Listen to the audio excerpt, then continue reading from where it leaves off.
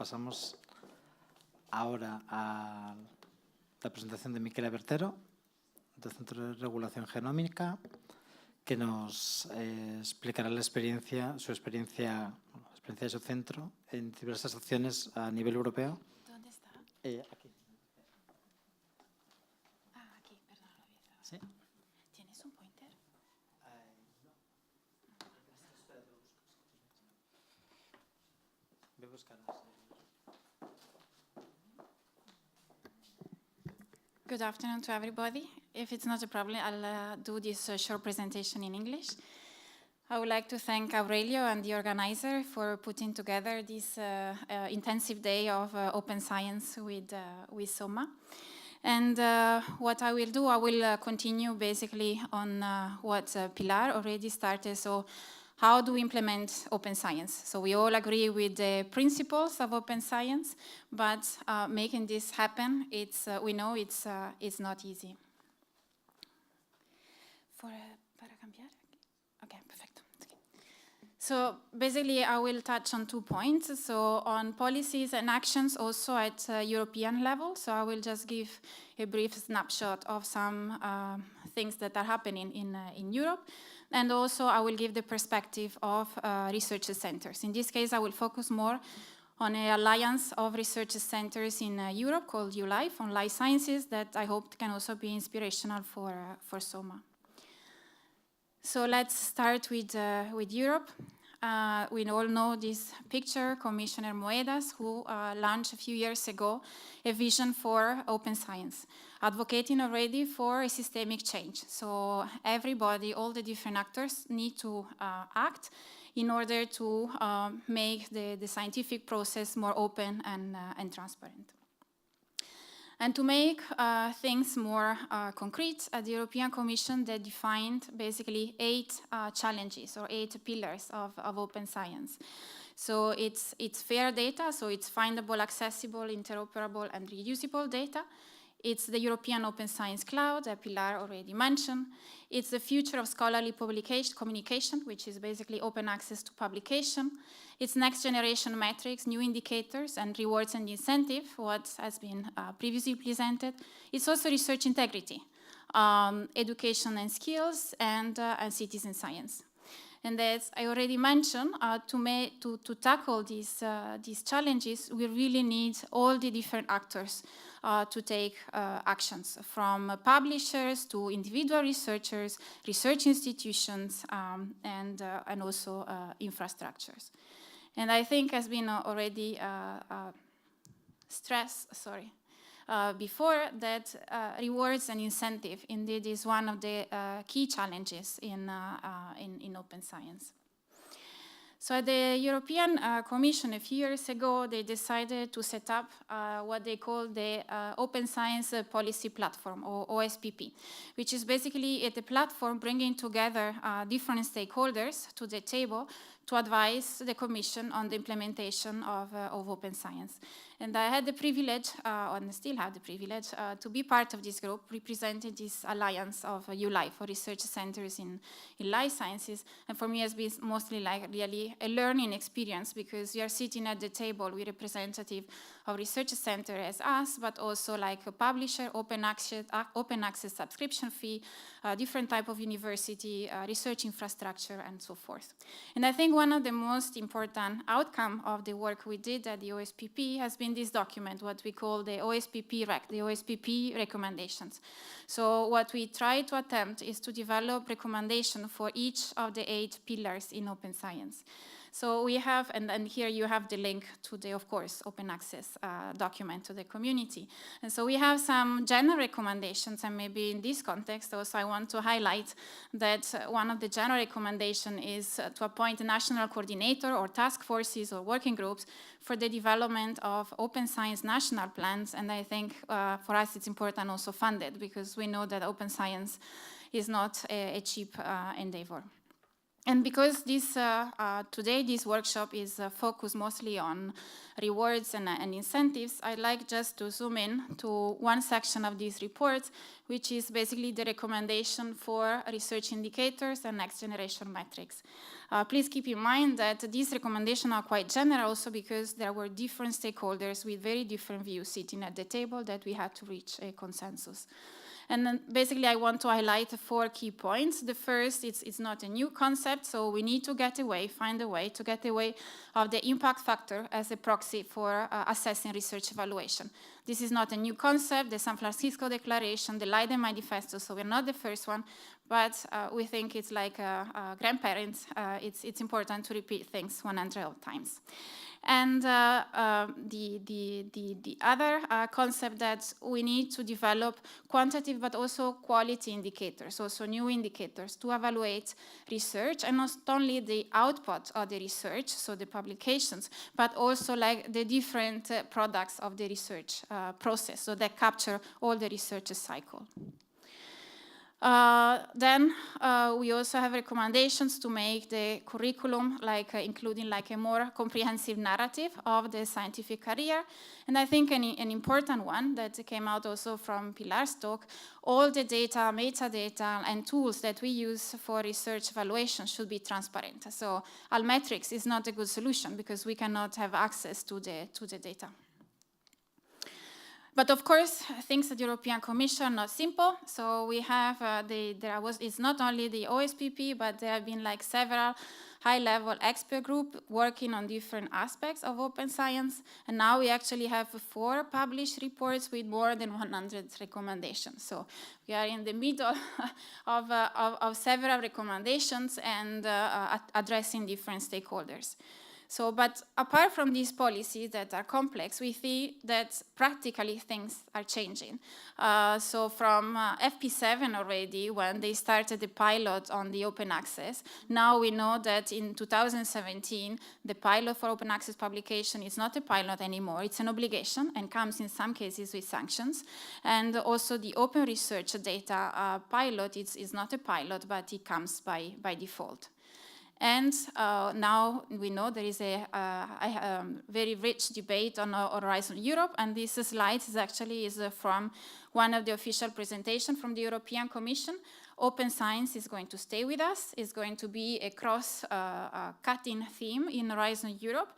And as you can see, we will keep following the mandatory open access to publication, as well as mandatory data management plan for fair and open research data.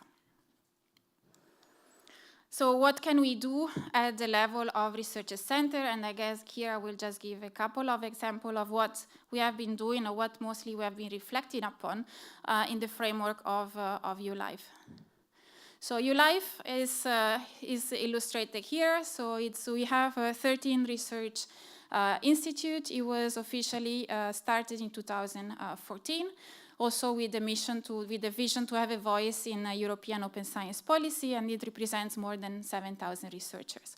So at ULife, we already discussed last year with the different directors that we have a commitment to open science, and maybe let me add here also responsible research innovation, since these 2 concepts, they have lots of overlaps and points in common. I already mentioned that we are active in the discussion at the European level through the European Open Science Policy Platform and providing our inputs to different reports. And I think our priorities, because open science is so broad, we decided to focus on open access to publications. This a little bit triggered also by the Plan S that I will tell you in a moment, research data management, and as well as research evaluation. So I will mostly tell you what I've been reflecting upon on open access and research evaluation. And we were also successful in obtaining 2 grants from the European Commission to work on this concept on how to put in practice RRI and open science in a collaborations. And we had the Libra project to achieve gender balance, and the recently launched Orion project, mostly focused on engaging society in basic research in life sciences. Now I'll tell you a little bit what I've been reflecting upon regarding open access. And I said this was triggered by Plan S. When I was talking with some of our researchers a few years ago, they thought that all this debate on open access to publication is not their business. It's mostly a business between university, libraries, and the funders and the publishers. But when Plan S came out, everybody had a say. So have you heard about Plan S? Yes, more or less. It's so, but basically, like the main feature was like in 13 funders, 18 funders are up to date.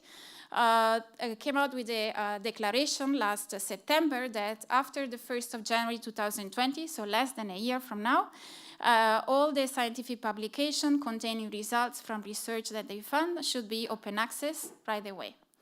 And I like here some, and this of course was spearheaded by Robert Jan Smith, convoy from the European Commission. And I said now we have 18 funders who sign up to Plan S, mostly from Europe. And I like here some of the key principles, so that the publishing open access journals and platform by 2020. The authors should retain the copyright. So there will be some specific criteria for open access journal compliance. These funders will provide support to create open access journal and platforms because we know that in some disciplines this is still lacking. Funders will cover open access fees, and then I think two are the most debated aspects of Plan S. So there will be a cap for the fees, so they will be able to pay fees only up to a certain level, which is still under discussion, and they will not allow any more publishing in hybrid journals, so not any more Nature and Science if they don't flip their model. And of course there will be monitoring actions to follow up the compliance and sanctioning where this is not compliant. And this really triggered worldwide reactions from everybody, not only Europe, Latin America, US, China, Africa. And of course, within ULife, we also decided to reflect on the topic. And we published basically two position paper or two answers to Plan S. The first one was right away after the first concept of Plan S was put forward, and afterwards when the guidelines were published. And I think I highlight here some of our messages that I'll be happy also to debate further with you. I think we all support that authors retain the copyright. We support the concept of open access licenses. And in some ways, also hybrid models should be discouraged because it's a double dipping issues. But I think what we really care is that the quality and the peer review should be really at the heart of any open access policy. Especially in the first publication of Plan S, there was not mentioned at all about quality and peer review. And of course, this should be really at the heart of the publishing system. So we really advocate for a multi-stakeholder approach. So the voice of researchers should be really taken into account because they will be the direct target of Plan S. There were some worried about Learned Society because most of them, they have subscription fee model journals, and some of these Learned Society really provide a good service to the scientific community as they reinvest in the scientific community to benefit from their publications. There is certainly a worry about the spreading of predatory journals, so whatever new policy is in place, this should be discouraged. There is also this idea that there should be a regulation. Of course, this is a challenge if we talk at international level, but some directors were saying if you're regulating the price of fuel, we should also regulate the price of publications.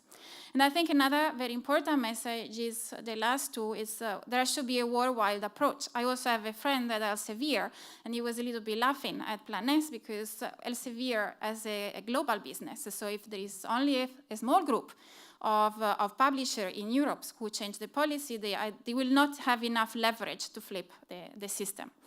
And as Pilar really pointed out, is open access changes need really to go hand in hand with a change in the evaluation system where we are all struggling and we still don't have an answer. So I don't really want to make a publicity of this report, but I think it's important that we discuss all together. And since some researchers, when we presented this, is I agree with some principle, I would like to continue discussion with you. There is just a link here where you can also join us in the discussion. And the last slide is about the other priority, let's say, we have in open science, which is research evaluation, research assessment. And this is work in progress, but at some point last year we decided, okay, we are 13 institutes, we claim we are excellent institutes, let's analyze how we evaluate this excellence.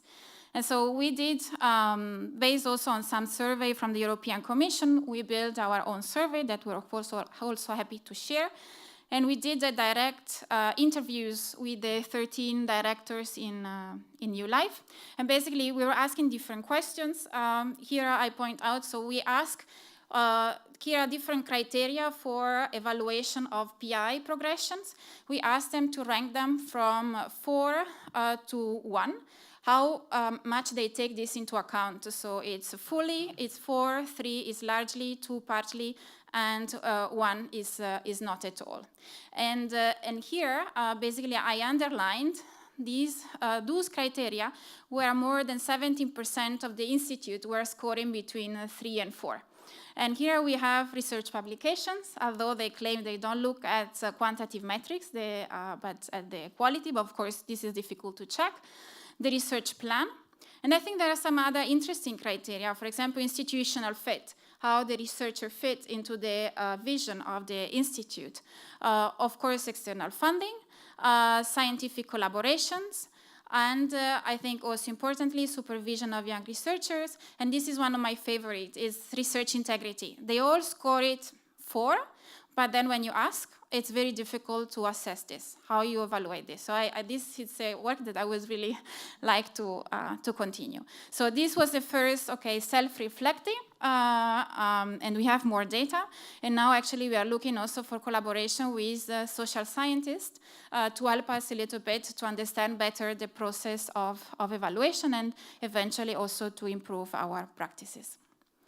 So, and of course, I'm very happy that also SOMA started the discussion today. I think from the very beginning, SOMA had a commitment to open science when we were discussing with Clara Eugenia Garcia, that this should be really a cross-cutting theme in SOMA. We have a dedicated space in our webpage, some figures. I think it's quite nice to see that more than 60% of the Severo Ochoa and Maria Maestro units actually have a policy for open access publications.